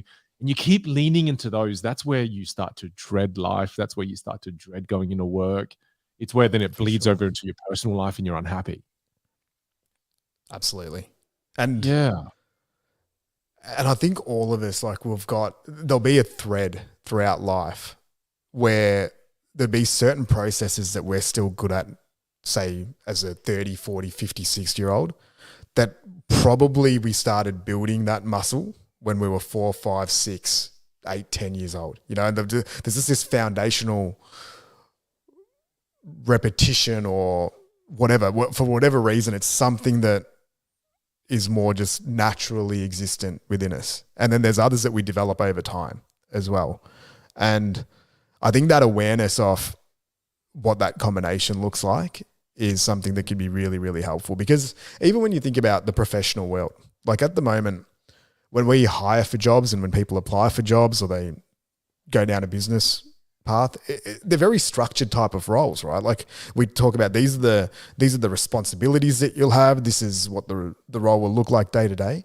But I think really focusing and then we interview the person and they tell us what they're good at and some of the achievements and outcomes and the places that worked at. But realistically, the more and more I started thinking about it, it's like to effectively hire, you want to see what processes are people really good at. Like what's that person's superpower from a process perspective that they can do. Now, for some people, it might be management. It might be leadership. It might be just execution. It might be problem solving. It might be project management, like whatever it is, right? It might be you've got a technical skill. You're just really reliable. Like you never miss a day of work. Like there's all these different sort of skill sets and processes that we build up that probably naturally exist. And then there's that 20, 30, 40% that sit outside of that for room for development and creativity and growth as well. But it just got me really thinking differently about, even as I continue to build out certain things in all parts of life, it's like, all right, well, what process does this relate to? Like, what does this, even in personal lives, right? Like, what processes does Chantel enjoy that we can amplify a little bit more? What processes do the kids like already that they really enjoy, rather than thinking about like it from an activity perspective or something? There's something there to play around with that's pretty cool around processes. I can give you an example right now as well. It's been crazy in this last year. My social media has been going crazy, right? I mean, at the time of us recording this podcast, we're sitting at over 600,000 people on Instagram, 600,000 people on TikTok, etc. It's nuts. I've never had this kind of growth in my social media before, which has presented a certain number of problems that I've never experienced before. And one of the processes that started to come up is the process of dealing with brands, because I can't believe it, Ali. I think I've made it. I've become an influencer. And brands now want to work with me, but I don't enjoy the process of navigating the deals. So I immediately started to recognize that in the last few weeks and thought to myself, I need to reach out to an agency that helps influencers manage the collaboration with brands, because I do not enjoy that process, nor am I good at it. Whereas I can tell you my initial reaction was, I'm going to do this because it was new, it was fresh, it seemed exciting. And I immediately was going to go down that, I think it's the entrepreneurial problem of wanting to be in control of everything. And I wanted to deep dive into that. I already bought an ebook on how to work with brands from step one all the way to the delivery of the creative. And I was about to read it. And then I stopped myself and I thought to myself, hang on a second, why am I doing this? What the hell am I doing? I don't know how to manage. I don't know how to manage this influencer side of the business, nor do I have any ducks left at the moment, because if I sink 4 ducks into that, I'm not going to even be able to look at this book deal, etc. Right? So it's been interesting in recognizing which processes do I absolutely suck at and just making the vow not to touch them. Yeah. For sure. Yeah. And I think that's the other really cool part too, that in life is like, we've got the processes that we love, and then we're also going to need in the worlds that we operate in, we're going to need people that love other processes that we also need in that ecosystem. And I think that's where we're hiring and building a team and having a good network of friends and family really plays a role. Like even when you think about raising kids and all that, when you have that village or that tribe around you, the beauty in that is that there's multiple people looking after multiple processes that are required. Whereas probably in the Western world now, it's like, parents, you look after the entire set of the process and good luck to you. Like we've probably gotten a little bit more separated. When I look back when we had kids as well, one of the best things that we ever did was my mother-in-law lived with us throughout that period. And the amount of stuff that my mother-in-law would look after for us when we needed it. I feel like we got like that journey of early parenthood for us was just so much, I think, more enjoyable just because there was more support there. You played that game on medium instead of playing it on hard, right? You got to play it on medium, right? Whereas most of us are playing on extreme, and we keep fucking dying. There was. You didn't die once in that game. You just played it on medium, got shot 100 times, and survived. Yeah, I think I got I personally definitely got off. I think pretty light. I think Chantal was still playing it on a very high level of difficulty. And then I had reinforcements with my mother-in-law. She was I'm even going to claim that she was more on my team than Chantal's. We were working together on one side of the battle, and Chantal was looking after a really core part of that journey. But I'm going to get in trouble for this. I know I'm going to get in trouble for this one. We're gonna cut this one out. You didn't save me. You did not save me. You just let me. Oh shit. Yeah, there are some things I won't give a duck about, and that was one of them. There's a passage I'm going to read because after this passage, I wrote the following notes. I went, well, that's bloody depressing. ... So I want to read this out to you because this clearly is something I either do not agree with or something that I'm a little unsure on, and I'd love to hear your thoughts on it. The section reads, the ticket to emotional health, like that to physical health, comes from eating veggies. That is, accepting the bland and the mundane truths of life. Truths such as your actions actually don't matter that much in the grand scheme of things. And the vast majority of your life will be boring and not noteworthy. And that's okay. This is vegetable, and it's going to taste bad at first, very bad. You will avoid accepting it, but once ingested, your body will wake up feeling more potent and more alive. After all, the constant pressure to be something amazing, to be the next big thing, will be lifted off your back. The stress and anxiety of always feeling inadequate and constantly needing to prove yourself will dissipate. And the knowledge and acceptance of your own mundane existence will actually free you to accomplish what you truly wish. And I remember reading that bit and going, oh, that just, I hate eating vegetables. I do eat vegetables. I don't like it.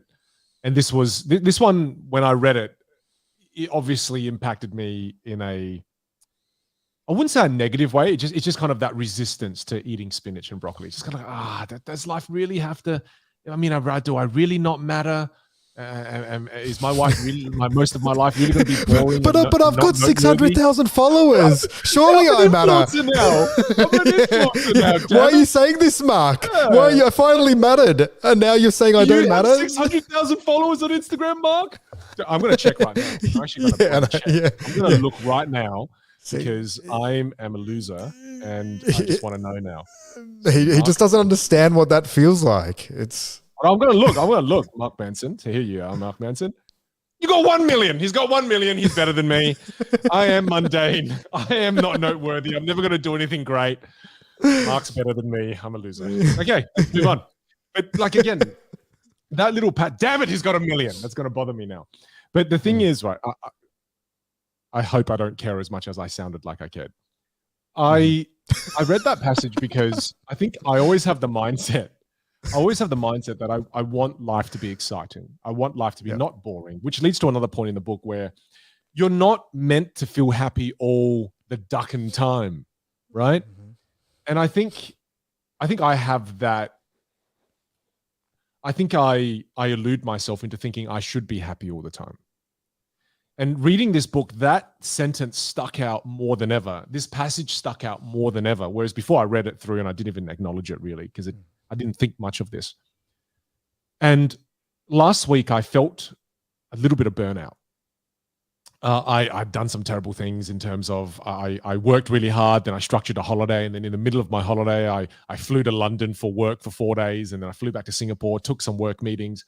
It wasn't a holiday for me. So I went from hard work to a fake holiday and then worked even harder and then came back to hard work again. So I burnt myself out. And in the moments where I woke up that week, last week, and I kind of went, oh man, I feel kind of shitty. waking up and nearly fainting while you're peeing, and I just felt overall just like, oh, what's wrong with me? I'm such a loser now.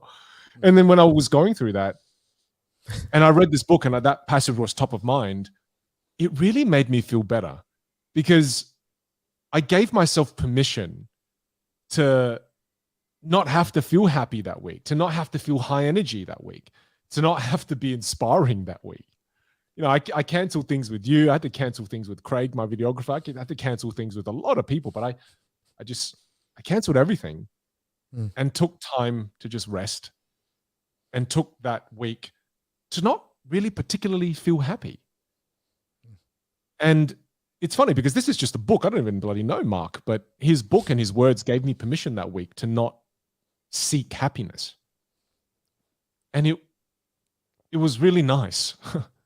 It was really nice, even in my journal, to write, all right, well, I'm just gonna sit in this one for a bit and just take a I'm just gonna take a beat. It's all good. Whereas my brain started going, all right, Vin, let's go down to the range, let's go do archery, man. All right, let's get on that bike and let's do 30 minutes of this and that. And I just went, no, I'm just gonna sit on the couch and watch House of Dragons. and that felt good. Yep. I think that relentless desire for feeling good and feeling happy is a bit of a trap. It's why he's giving us that medicine with that passage there of, it's okay if some of your life is boring, or most of your life, which he says here is going to be boring. I don't like that bit still, but yeah. I think it's really, there's a big pressure if you're someone who's quite productive too. Yeah. Yep. To turn that machine off. Because if you think about it, it's probably that engine's been running for a very long time. So it's very counterintuitive to do that. Like I told you this, recently I did a silent meditation retreat for 3 days. About that. Yeah, tell us about it. So this is like a 3-day version of this experience. I think they do like 10-day versions, which is like the ultra marathon version of silent meditation, and then something for months. And so it was really cool. There was this place in Hillsville, not too far away in Victoria. There's about 25 other people there. And it's just super simple. Like you rock up to this place, you get a really basic room. You have dinner together where you have a little chat. And then pretty much from that meal onwards, it's silence. So the routine is like you kind of sit and meditate for an hour and a half, and then have some food, go for a walk, come back, meditate for another 2-3 hours, have a walk, eat a little bit of food, come back and meditate for 2-3 hours, go to sleep, and then you just keep rinse and repeating that process. Are you allowed to write? Are you allowed to write stuff? Yeah, so this one's pretty loose. Okay. So you can write, you can bring a book. I think there's other more intense versions where it's literally nothing. Can you listen to a podcast? Can you listen to stuff? Like he kind of had relatively loose rules, but most people didn't have their phone. At most, I had a book, like a physical book and a journal maybe. And then the rest is like you can go for a walk or, do a few other bits and pieces. But it's funny though, after depending on how active your mind is, I think for most people after sort of day one of this, like all of a sudden that monkey mind that's running and operating and telling you we should do this and check this and do all of that, it just all dissolves and disappears. So I couldn't think of a time where for a 3-day period I couldn't remember a time where I didn't check my phone for that amount of time, or log into something, or have to, check Gmail or whatever it is. And just that freedom from the apps, just on a real simple level, the apps and the phone and the level of stimulus that comes through that. It was amazing how liberating just that was. No ducks were given to the phone. No ducks were given to the phone. The phone got 0 ducks. And then the other part that's really crazy with it is just where your mind then goes, like just how simple and basic the thoughts are that you're then left with after a day or two. Like once everything's sort of been processed and in journaling and stuff, it was funny because then every night people could do a share if they wanted to. And it was hilarious. Some of the things that people were sharing, they're like, yeah, I think I probably spent 10 minutes weighing up whether I was going to have a second serving of the apple crumble at dinner.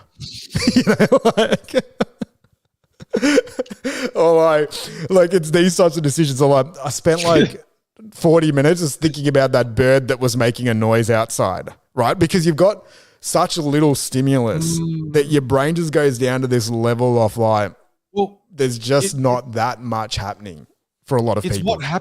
What happens when you have all your ducks and there's Yep. nothing to give ducks about? Like I guess the silent meditation is such a powerful experiment in what if I left you with all of your ducks every day for 3 days? Yeah. What would you do if you gave no ducks away for 3 days? That's a fascinating. Tell us more. So the thoughts became really simple. Ice cream scoops, birds making noises. What else? Yeah, so like this first, and I think that was for some people, right? For some people, the thoughts became really simple. For others, like a real key situation or thought would become very amplified, but to the point where like there was a couple of people that shared that, okay, well, I've now just got a lot of clarity on this situation that I now need to go back and solve at the end of this. And I've been thinking about it, nearly that one thing for 3 days. And that's the thing that just keeps running through my mind. For others, it was just really overwhelming and their thoughts, because ultimately, especially the meditation component, like you're pretty much just sitting, like at the core of that type of meditation is you're just sitting there silently and you have no distractions, right? So ultimately you have to sit there with your own mind and see how it plays out.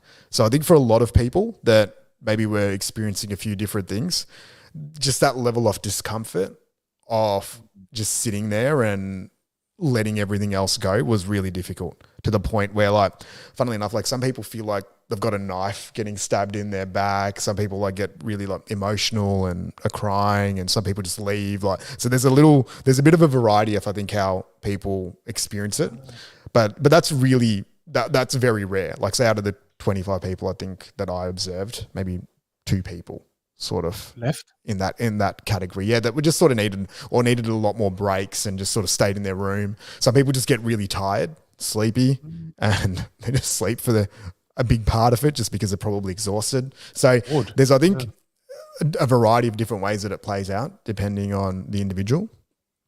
But yeah, it was funny. And then just for me personally, like after on the day 3, everything's just really vivid.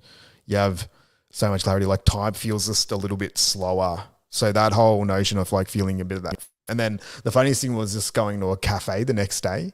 It was so weird. Like just, it felt so loud and people talking, and you've gone from this world where you've been, I guess, essentially connected to people for 25 people for 3 days, but you haven't really said more than 5 words to them over that period of time. But there's this still, like, imagine just sitting there eating dinner, right?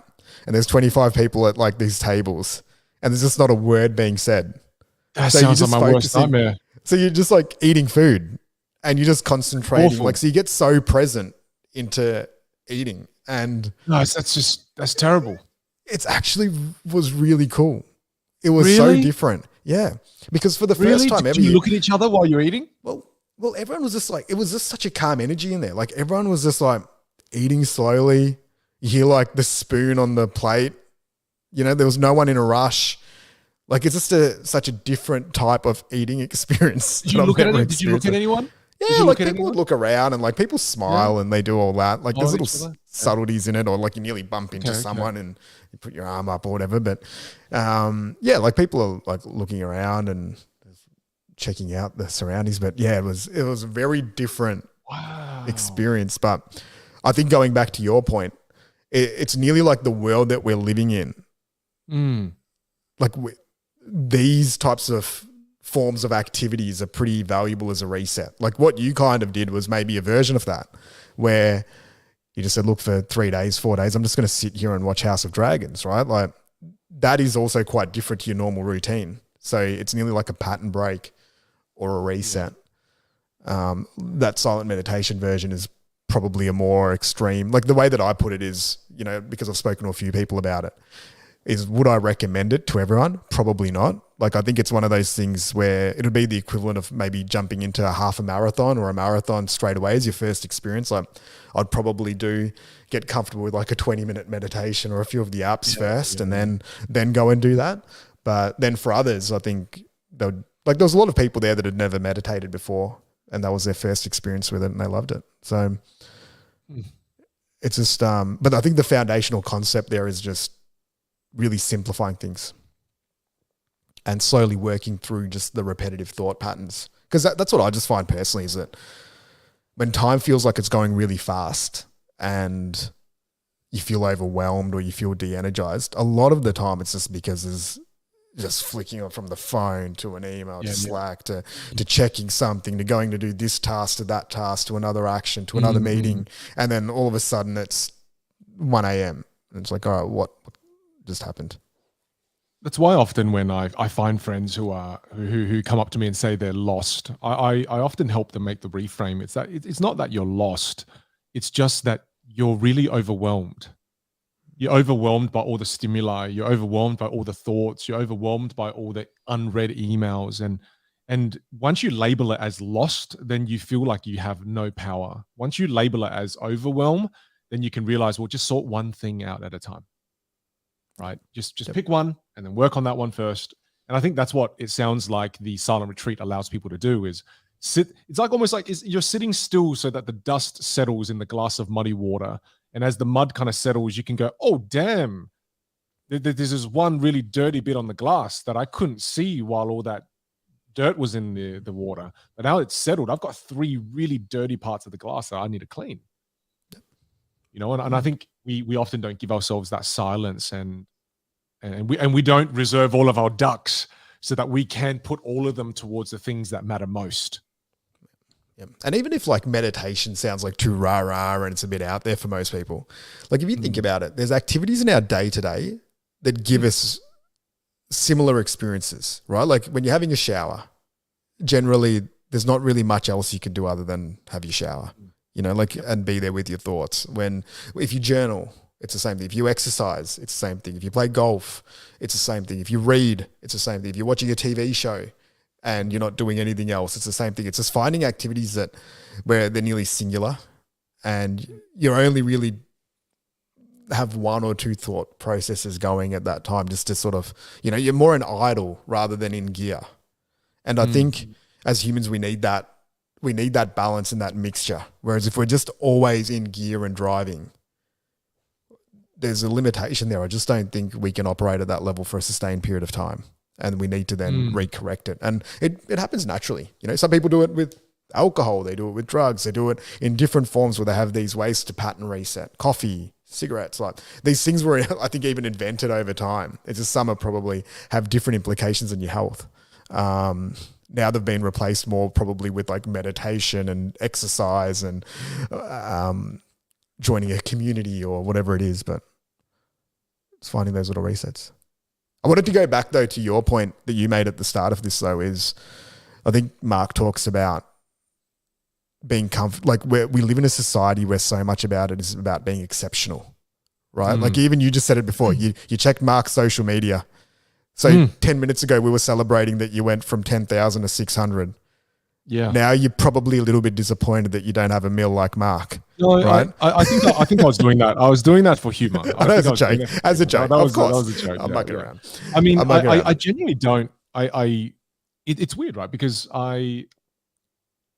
we've done so many of these podcasts now that I think I've reached a level of comfort of not trying to be something that I'm not on these podcasts, right?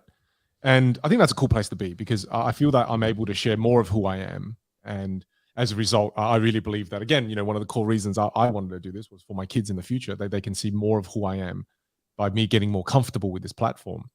And yeah, to be transparent, I am excited by the growth on social media because the number of DMs I get now and comments where people are saying really beautiful things, it makes me feel really good, but I'm also not attached to it.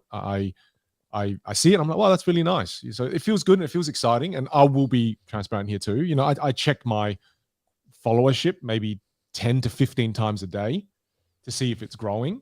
That's a lot. But I don't feel competitive. I don't feel like, oh, damn, Mark's got 1 million. You know, I don't feel that.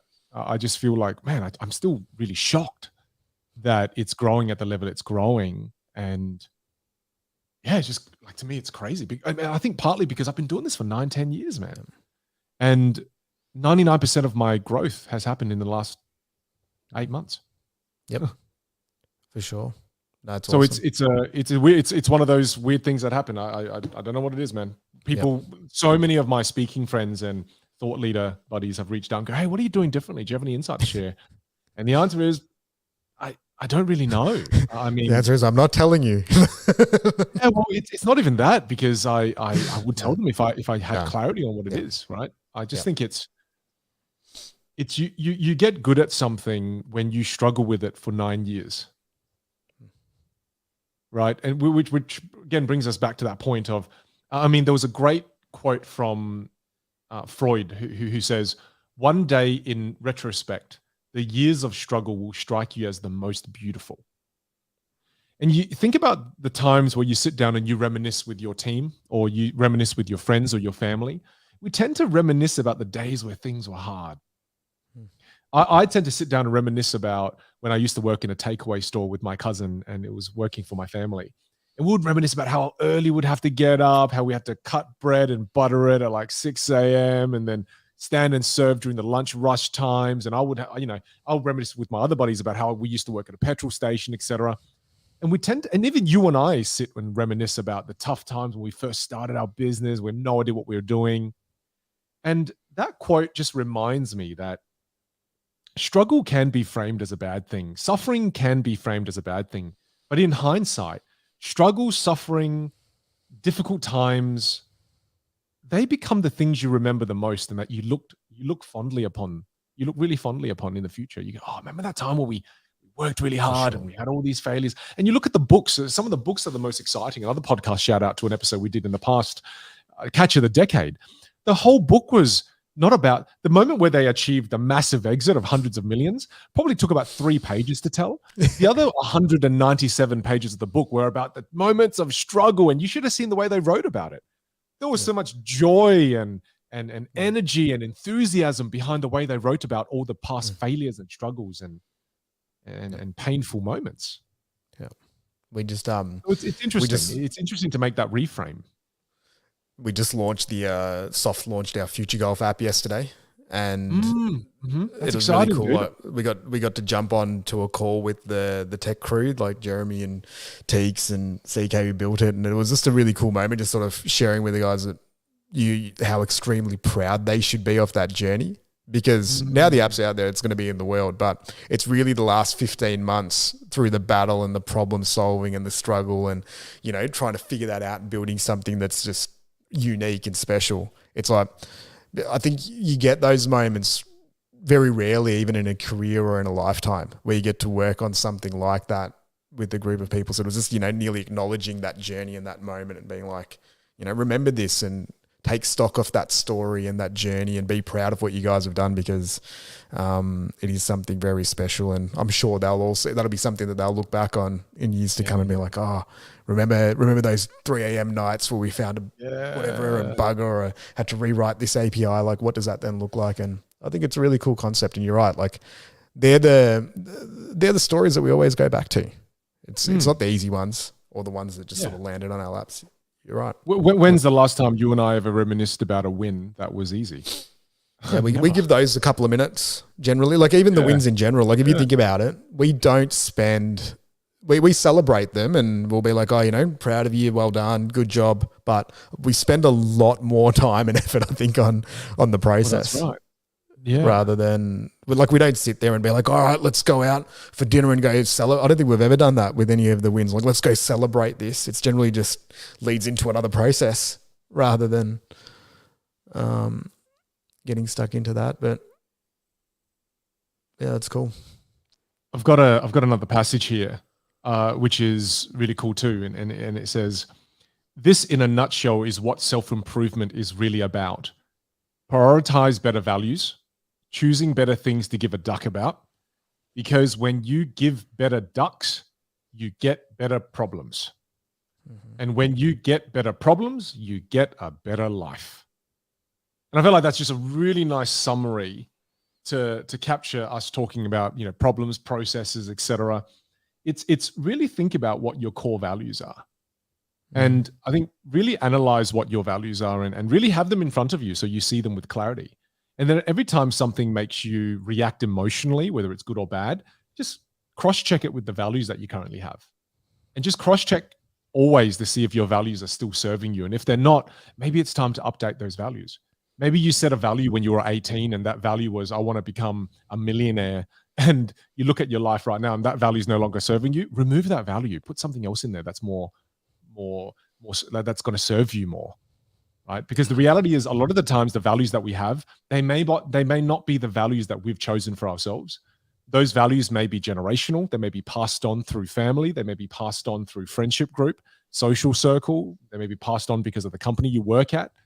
Just check in on that. I feel like so much of what we've spoken about here is making sure you have alignment, making sure you solve the problems that are based around the values that you have. That's going to help you get to those better problems.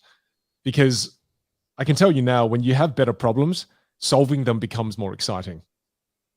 For sure. Yeah. That's cool. Any last thoughts, Ali, as we round out this episode? Yeah, mine would have been pretty aligned with that. Like, I think it's maybe a more simplified version of mine as I'm doing those checkpoints would be is why am I doing this? What actions do I need to take? And then what metrics am I going to use to measure the actions and the reasons of why I'm going down this path? I think that's the other real key part is just the more and more I look at it is metrics. Just having metrics to be able to test whether the path that you're embarking on is the one that you need to continue going down. You know, I think that's what I've learned more and more of just recently is that, all right, it's great to have goals and it's great to have actions and a bit of a plan, but then also having a way to quickly measure if that's progressing in a direction that you want and having the right ways to measure that align with what you're trying to do, and then making the adjustment pretty quick. I think that's one of the most difficult things is quickly changing course after going down the path, because the sunk cost fallacy kind of sneaks in. It's like, all right, well, we've already committed to this, so we better just go do it. We can't change this now, or we know this works. Let's just keep doing that. I think really testing myself on rethinking some of my assumptions and not getting too comfortable with the thinking and the moves that have got me to certain points. And I guess I'll leave everyone with just the biggest reframe that I got. And it's who you are is defined by what you're willing to struggle for. And it's such a different way of thinking about life. It's have a think about, because what I did was I started to write down what are the top 5 things I'm willing to struggle for now in my life. And in other words, what I'm saying there is, what are 5 things I'm willing to work hard for, that I'm really willing to go through some tough times for? You know, and that just gave me great clarity and a great mental shift and reframe, so that when I go through hard times, I don't think, oh man, this is so hard. But instead I think, no, I choose this pain. I choose this because of who it's going to make me, or because of who I'm going to become as a result of struggling in this way. Yep. Right. And I think that for me was a great shift that this book has helped me with. Love that. Well, look, thanks everyone. Thanks so much for joining Ali and I for another episode of the Vinh and Ali Show, where we take books that we read and we try to extract some of the wisdom and share it with you best we can possible. Look, if you enjoyed the show, please head on over to your favorite podcast app that you use and maybe rate us, give us a rating, whatever you feel we deserve. I think we deserve 5 stars. And that's just me speaking to your subconscious mind there. Yeah. And look, leave us a review. We're not telling you to give 5 stars, but we're not encouraging it. No. But 5 stars. If you feel like it, then you should just do it and give us one of your ducks, because we'd love it. Just all right. Give us 5 ducks. Yeah, give us 5 ducks. That would be great. And maybe even more ducks, and take the time to write us a little bit of a review. Oh, that would be so special. Take care, everyone. See you in the next episode.